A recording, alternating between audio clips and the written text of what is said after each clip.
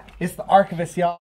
Exclusively interviewing Syko, straight out of Seattle, Washington. Good to see you, my man. What's going on, my dude?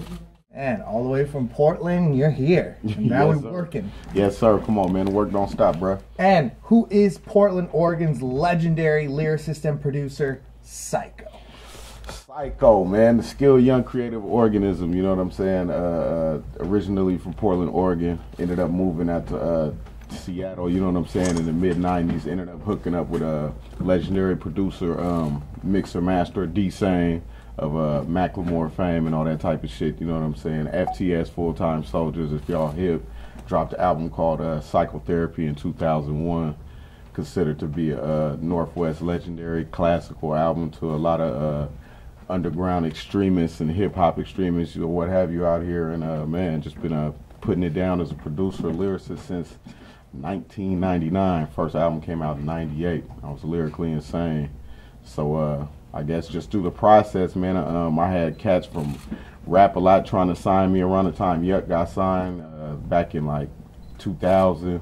X-Rated's mom, Jazz Brown, was trying to sign me at the time. Like a lot of people, when Psychotherapy came out, was like comparing my style to like a Brother Lynch type shit, you feel me? But it just busted a whole lot of ears open, especially for the Northwest to have an underground hip-hop scene, because at the time it was just, you know what I'm saying, a lot of, I guess you would say, backpack rappers out here. You know what I'm saying? A lot of people wasn't really repping this underground shit that I was on. So that's where Syko comes into play in this Northwest hip-hop shit, period. And back since 12 with A-Ski, believed in you since day one, and then the independent Cash Me Out, Take My Time and Forgive Me. Yeah, that was the first song that I appeared on a Street Level Records release was Forgive Me and Take My Time with it. That was on the Independent Cash album, which Brazy J, rest in peace, Greedy Beatty, J Dub, and D-Sane. So they had heard my album Lyrically Insane and wanted to get me on some shit, and then I hopped on to Take My Time with it, man, and from there it was history. Next thing you know, we was working on Psychotherapy. And skilled, young, creative organism influenced by your mother and father from Sunday's Child on the Ed Sullivan Show.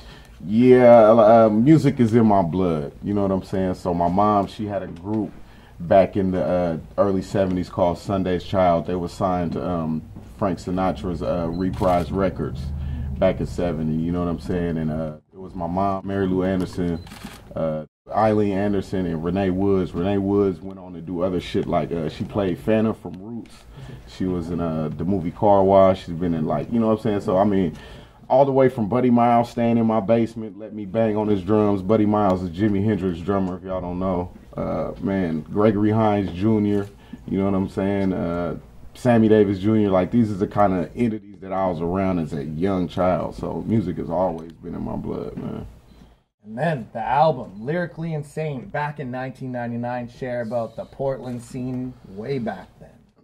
Man, I mean, around that time, I was living up here. So it was like the Portland hip-hop scene had Cool Nuts at that time. So he was dropping, I think around that time, he had Harsh Game for the People, which was a big, big classic for the Northwest as far as that era goes. So when Lyrically Insane came out, I mean, you still had to get out and be in traffic and have your CDs on you, and like you didn't have all the social media outlets that you have now, you know what I'm saying? So I really had to get out there and grind and have people know who the fuck I am. So when you hear people now say Syko, Syko, Syko, understand that it took a whole lot of like groundwork to get to that point. I'm not just one of them dudes who uploaded 3 videos and a couple songs and motherfuckers got hip to what I was doing. Like it took a whole lot of work.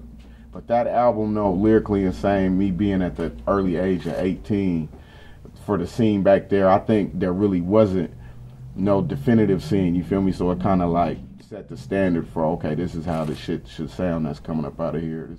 This is what we like to hear. This is what we do. So yeah, that album, that's the one. And then Psychotherapy, Street Level Records elaborate on the album and the connect with the Full-Time Soldiers and D-Sync. Man, so around that time I was doing the Lyrically Insane album, I just kind of had a middle ground that I was trying to reach because I had my fans over here that wanted that lyrical shit from me. But then I had my fans over here that knew me every day, you know what I'm saying, that fuck with me and was like, man, what's up with all, because we know you really about this shit and do this shit, but you so lyrical, so when you gonna bridge the two worlds together? And I think at the time, FTS was kind of like pushing the envelope so hard on that underground shit and the street shit and what have you, and then, like, not to say they didn't have no lyrical talent over there, because there was a whole bunch of it, but there wasn't one, like, of a caliber as a Syko, as a solo artist. So basically, I took all the cynicism with the lyrical shit and, you know what I'm saying, took it over the street level with the beats from D-Sane and then kind of the collaboration between us two, man. And that album was birthed, believe it or not, in less than 2 weeks. So it was like, it was fast, spontaneous. I mean, when you go in and make an album like that, you're not thinking in your mind you about to make a classic or something that people about to listen to for 14 years later, 15 years later, and just be like, man, you know what I'm saying, that song take me back to this or like that. So, I mean, I think we was just going in there trying to make a dope-ass album for the Northwest, and it ended out being a dope-ass album for the Northwest. So, I mean, shit, mission accomplished. Definitely. And on a side note, Birdie and Brazy J, the legacies. Man. Share. Brazy J and Birdie, man. Two real close friends of mine and real dope artists for the Northwest. So it's like, man, their legacy is going to live forever because you got cats like me, J-Dub, D-Sane. I mean, and then you got cats outside of the camp that are just from this area that, you know what I'm saying, hold on to what they represented and what they did for the town. So, I mean, their legacy always going to live on, man. Rest in peace, Birdie. Rest in peace, Brazy J. For real, for real. And producing the Fizzle Dance for the Bay Area legend Mac Dre. Share on your epic moments with him. Man, Mac Dre took me away from Portland, Oregon at a time where I was doing some stupid shit. So I had met Dre prior and I handed him the psychotherapy CD. You know what I'm saying? And then in Olympia, Washington, I ran into him again and he was tapping everybody on the shoulder. He's like, hey, this the motherfucker I was telling y'all about. This the motherfucker with all them beats. It's that Syko motherfucker. I'm like, oh, you was listening to the beats? It's like, you like that shit? He was like, Cuddy, you coming back to California with us. You coming. So, I mean, like, next thing I know, bro, we was driving the motherfucking I-5 all the way to California. So, I mean, me and Andre Hicks, man, a lot of people call him Mac Dre. Like, Andre was my homeboy, man. Like, that was my roommate for 2 years, you know what I'm saying? So, it's like, every day I woke up, it's me, Dre, and Ryder J. Clyde, and Frico, rest in peace. So, I mean, when I made the Thizzle Dance beat at first, bro, I didn't like the shit. I thought it was whack as fuck. And he told me, like, keep making it, keep drilling it, keep doing it. And then I was like, bro, you know what? I'm about to start over. This beat is hella weak. I don't like this shit. And then all of a sudden I hear him in the back. First, I do like this. And I'm like, wait a minute, hold on, wait. This might be something, you know what I'm saying? So I kept making the beat and shit. Next thing you know, bro, it was just the whole everybody, because we was at the little compound you see in Trill TV where they had the pools and shit like that. So everybody was outside, bro. Next thing you know, the whole house was full of motherfuckers just, Syko, you stupid. Cause they're like, see, that's why I brought that nigga out here from Portland. He got that shit. So, I mean, it was just one of them things. Like I tell you, timing is everything. Everything happens for a reason. Like, who would say that the Thizzle Dance would have been that dope of a song, or the Thizzle Washington would have been dope of an album if he didn't have me as a producer and I didn't have him as an artist to make that shit happen. So, I mean, man, shit happens, man. Shit happens. Any other best moments that you guys had together? Man, it's so many moments with Dre, bro. Like, first time I ate shrooms was with Mac Dre. First time I popped the pills with Mac Dre, man. I had to take this motherfucker to court at 6 a.m. He got me driving from Sebastopol to Vallejo, California. If y'all from California, y'all know that distance. Bro, I'm driving. I fall asleep in court. And bro, Dre was just crazy as fuck, bro. I'm telling you, all kind of shit he used to have motherfuckers doing, bro.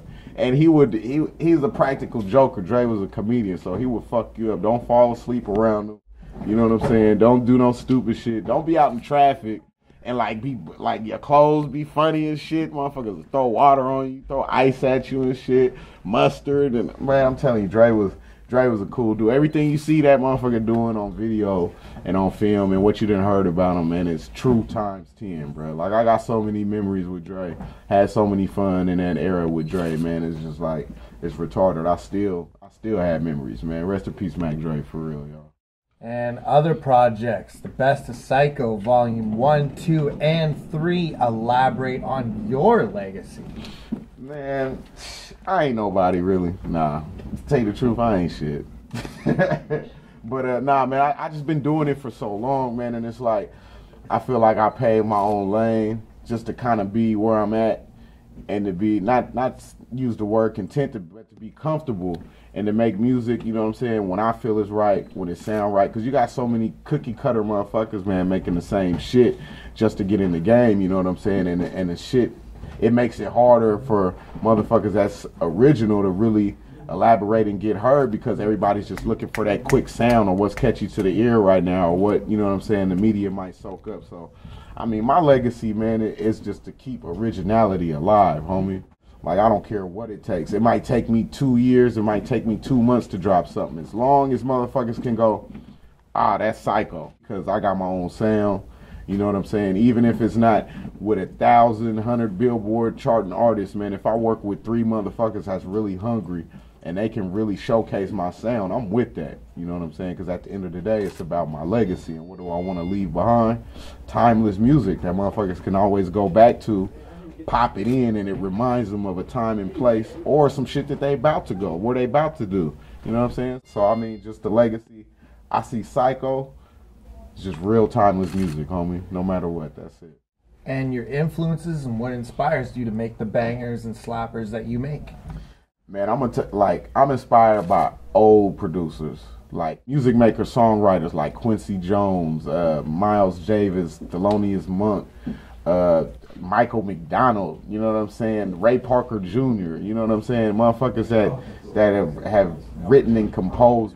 But then at the same time, like, I got cats that have probably shaped and formed my sound and made it was, like DJ Quick, DJ Battlecat, Fred Wreck, you know what I'm saying? DJ Premier, you know what I mean? Jay Dilla, you know what I'm saying? Madlib, like, come on, man. It's like the spectrum, especially being from the Northwest, being born here, moving to Chicago, moving to the Bay. You know what I'm saying? And then the influences that I had with music all around me my whole life, like, I soak up music from everywhere, bro. So it's like, I'm more into the people behind the scenes that make the music for the people who's making the music, if that makes sense. You know what I'm saying? So, like, you take a dude like Quincy Jones and look at Quincy Jones and his whole shit, it's like, damn, like, this man made Thriller, Off the Wall, like, Back on the Block, like, even before Michael, like, you know what I'm saying? You got to look at people's body of work. And then that goes back to my legacy. Like, when you look at my body of work, you might not even be in tune to, like, damn, Syko did produce Boss Tycoon, Thizzle Dance, For Myself, all these classical motherfucking songs that you probably hear on Pandora or probably see on TV, and you hear Drake and Rick Ross and all these motherfuckers shouting Mac Dre out, but they really, like, not accustomed to what the whole shit is about. You know what I'm saying? So, I mean, that's what it is, man. I'm influenced by just real music, bro. Shit, you might catch me in the car listening to Heart or something. You know what I'm saying? You might catch me in the car listening to Santigold or some shit. You might catch me on some off-the-wall shit, bro. I love music, period. And one of your biggest accomplishments yet? One of my biggest accomplishments yet? Shit. Man, I'd have to say that whole Thiz era, bro. I mean, my music for the Northwest, that's something totally different. So I guess it goes both ways, because a lot of people look at that psychotherapy shit like I laid groundwork, you know what I'm saying, for everybody else to kind of build from. But then I look at the whole Thiz movement, and it's like, if Dre wouldn't have handpicked me and took me out of my region over there to create this fucking big-ass historical monument of music that we never thought was going to happen, that's going to live on forever, man. I mean, shit, like I said before, you got motherfuckers like Drake, Yo Gotti, all these cats that's in the industry right now that's buzzing, like, just now picking up where Dre left off 10 years ago and giving them credentials like now, you know what I'm saying? That's 10 years, you talking about 10 years ago. Talking about 2004, we made that shit. So now in 2014, you got people just now paying homage. That there means that's some timeless shit that's gonna live forever. So that's a pretty big accolade to me. Whether or not people want to give me my credit and personally shake my hand and be like, "Oh yeah, psych, you did," I don't give a fuck. Because at the end of the day, I can sit back and watch everybody doing this, and I know I had a big part to do with that shit. Period. And so many California collabs. You go so hard. The discography speaks for itself. Elaborate on some of your finest. Man, I think I would have to say some of the most proudest moments of me working with cats that I grew up listening to was probably X-Rated, because he's incarcerated. That was hella dope to me how he got on one of my beats from jail. Doing some shit with Lynch, that was dope. I always like working with the Jack. The Jack is super dope. And you know what I'm saying? Like Jay Diggs, that's my dude. Doobie, who's currently incarcerated, free Doobie, you know what I'm saying? I talk to him like on the regular. Like, I don't know, man. I try not to be so biased because I love the West Coast so much. So I try to touch other areas and work with a whole lot of artists. But man, I just love my coast, man. I love the shit we do out here. I love how we keep it. I mean, it's just an element out here that's dope. That motherfuckers try to pick up and carry way on other. I mean, you got Crips and Bloods in New York, you know what I'm saying? So it's just the element of this rap game. I know it comes from the East, but we took it and finessed it and made it fly and made it fresh and made it mobby and gangy. I mean, I just love where I'm from, man. And openings, sharing the stage with all the different artists you've worked with. I mean, being on the stage is something that is like second nature to me. So it's like, first and foremost, I'm a motherfucking stand-up comedian, if y'all didn't know. So, like, when I get on stage, bro, like, I have fun. You know what I'm saying? And rocking shows with like, legendary cats like Too Short, you know what I'm saying? I even did a show with 3-6, did some shit with them. Like, rocking with cats like them and then coming across them and seeing they just as humble as I am, you know what I'm saying? You really put all that star shit in the back of your mind because these is really people, you know what I'm saying, at the end of the day. So it's like, when you rock them shows with them, you want people to remember you and what elements you brought to the stage. So I have a gang of, like, even when I think I didn't even do the show with Nas. I just ended up meeting dude after one of the shows and chopped it up with him. And I expected him to be on just like some whole other shit, but he was like one of the most humble. Like, I've met more cocky dudes that you ain't never heard of than the motherfuckers you've heard of and got platinum albums on the wall and just like, psh, man, fuck this rap shit. You know what I'm saying? There's some of you cocky dudes out there that need to be slapped too with your whack ass albums and shit. And your best tour and largest crowd you've ever rocked? Largest crowd I ever rocked, I'm gonna have to say, was in Bend, Oregon. That's weird, huh? Bend, Oregon, it was a motherfucking, we was on an 18-foot, like, flatbed. It was me, Kid Frost, In Too Deep. Man, it was just a weird ass lineup, right? It was In Too Deep, Kid Frost, Mac Dre, and I'm telling you, it had to be about 15,000 people in Bend. Bro, I was looking at the crowd like, are you serious, bro? Like, this is Bend, Oregon. Where the fuck all these people come from? But it was a big ass, like, they had us on this big ass Bad Boy Records trailer rocking shit. That shit was fun as fuck. But yeah, that was probably like in 02, 03, JT and Too Deep, all them cats know what I'm talking about. There was a lot of people out there. I might be exaggerating when I say 15,000, but it was thousands. Probably like 9 or 10. It was thousands. It's like a damn near arena. You could have packed the arena with that shit. But that shit was dope. And your best Bay Area hip-hop memory you've been part of or contributed to? Damn. Boss Tycoon. I made the beat in like 5 minutes. We listened to the beat. Dre got on the phone, called Yuck Mouth. Yuck was in Sacramento the next day. And then to this day, motherfuckers will not stop talking about how much they love that song. Boss Tycoon and Thizzle Dance. Thizzle Dance, yeah, that was legendary, but it was just me and Dre. Boss Tycoon took a little extra work, and it was like how quick it came together. Like, that was some Bay Area history right there. Cause you had Yuck. When you get Yuck on a song, Yuck is either gonna fuck with the song or he's just gonna fuck with the song. Yuck was like, okay, yeah, I'll be there tomorrow. And it was dope. And you have anything to add to our legendary interview? Yeah, kids stay in school, don't eat moon rocks. Nah. Man, just keep it moving, man. Keep it positive, man. You know what I'm saying? Energy is what energy does. Don't put that bullshit out in the air and it won't come back to you, man. Shit.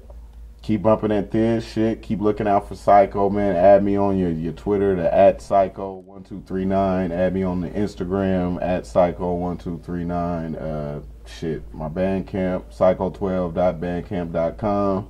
You go on iTunes, you can just Google the shit, Syko Mac Dre, that's SYKO. Man, I mean, you'll get hella shit. You'll see the exclusive freestyle with me and Mac Dre that ain't nobody in their mama got, period, in life. Off the dome freestyle, you know what I'm saying? So it's just like, man, just got many more things coming, man. Just be on the lookout. Oh, I'm also in a film coming out next year called Money is King with my homeboys out of New Mexico. You know what I'm saying? It's Debo's in there. You got man, you can go to IMDb. Yeah, check that.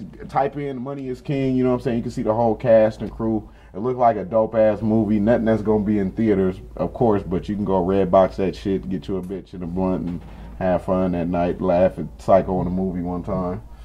But that's about it, man. Shout out to everybody up there in the 604 for fucking with me. Everybody in the Northwest for fucking with me, man. I appreciate the support and the love, even though my black ass still got to go to work. And just to let you know how I was educated, Mac Dre, Stupid Doo Doo Dumb, Rompilation, Romper Room Gang, and Cloud9's Fattest Jams, and Cavi Riders. So, shout out to Coolio the Underdog. Yeah. You know, Mac Dre, rest in peace. You know, I grew up on that. Fizz all day. Fizz Nation. And you have anything to say to Canada? Canada, book me. Shit, I'm trying to come. I ain't been up there in a minute, man. I just want to come up there and do some shopping and all that shit. Come hang out with them pretty ass women y'all got up there and spend some of that funny ass money y'all got up there. You know what I'm saying? And come rock some of these beautiful. You see all these shoes in here, man. I'm gonna come rock some of this shit, man. I'm from Nike Town, so their wall is very elaborate and very dope, man. Don't forget to come to Recess if you in the motherfucking Northwest. Don't go nowhere else. I don't give a fuck what you heard. If Syko come to Recess, bring your ass to Recess. Located in North Seattle, right off University. What's the address, y'all? 5235. 52nd and University, man. You come in here and get your exclusive kicks on, exclusive wear, exclusive hats, man, and throw up the tea. And what's next for your projects? Next, I got an album called Hiatus, man, and it simply is what it sounds like. What the fuck Syko been, what Syko been up to. And the album is such hush-hush.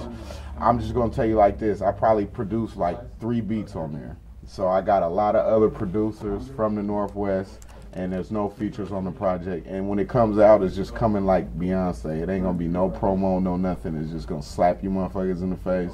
You either get it or you don't. But other than that, I'm still producing my ass off. I'm touching more albums, usual every month. So just stay on the lookout, man. And you got any shouts? Any shouts, man? Shout out the whole Thiz camp, man. Mac Duna doing his thing right now, you know what I'm saying? Shout out my dude, T Soprano, man, my little bro out of PO doing his thing with the Forever Above Your Level clothing line, you know what I'm saying? Check that shit out. Check them out at flunkies.com. Man, everybody in Portland and Seattle, much love, much respect. Even if you don't like me, still more power, more love to you, much respect. Keep it going, man. Let's keep this great Northwest shit going. And another big shout out to the beautiful country of Canada.